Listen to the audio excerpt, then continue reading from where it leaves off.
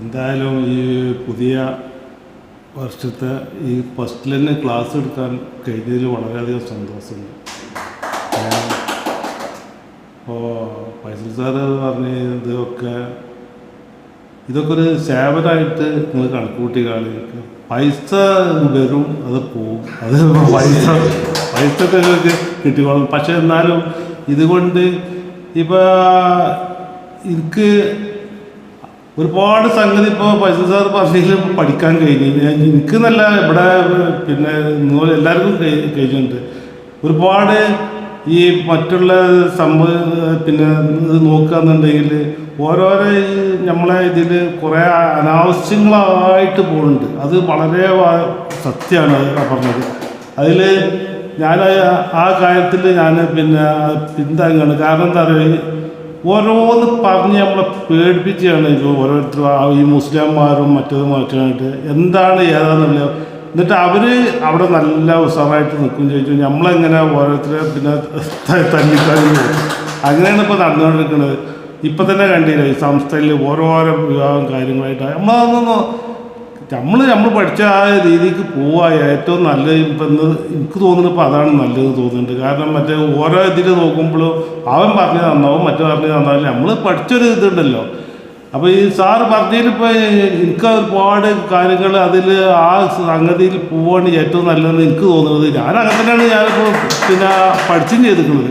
അങ്ങനെ തന്നെയാണ് ഞാൻ ആ പോക്കേ പോകുന്നതുകൊണ്ട് ആദ്യം പോകുന്നത് ഒരാൾ പറഞ്ഞത് നമ്മൾ അങ്ങനെ ഇതാക്കാനില്ല. പക്ഷെ നല്ലത് ഏതാ കണ്ടുവച്ചാൽ അത് നമ്മൾ കേൾക്കും, അതനുസരിക്കും എന്ന് മാത്രമേ ഉള്ളൂ. എന്തായാലും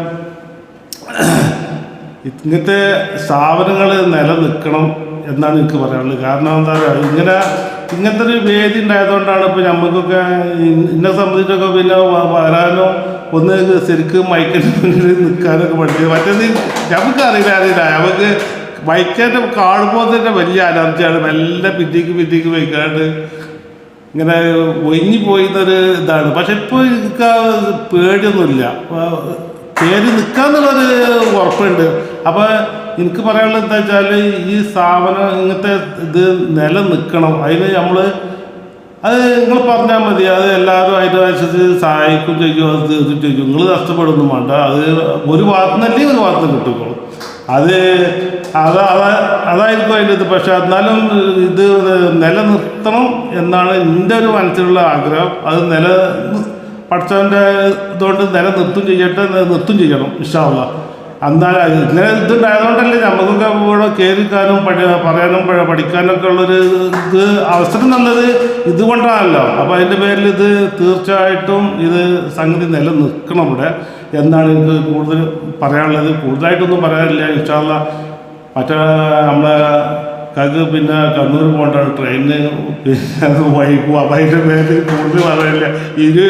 ഒരുപാട് ആൾക്കാർ സംസാരിക്കാനുള്ള അതിൻ്റെ പേരിൽ ഞാൻ കൂടുതലൊന്നും പറഞ്ഞില്ല. ഇന്നത്തെ പരിപാടി നല്ലൊരു പരിപാടിയായിട്ടാണ് എനിക്ക് തോന്നിയിട്ടുള്ളത്. ഇൻഷാ അല്ലാഹ് ഇനിയും അതേമാതിരി തന്നെ പിന്നെ സംസാരിക്കാനും പഠിക്കാനൊക്കെ എല്ലാവർക്കും പിന്നെ അവസരം ഉണ്ടാവട്ടെ എന്ന് പറഞ്ഞിട്ട് നിർത്തുന്നു. അസ്സലാമു അലൈക്കും.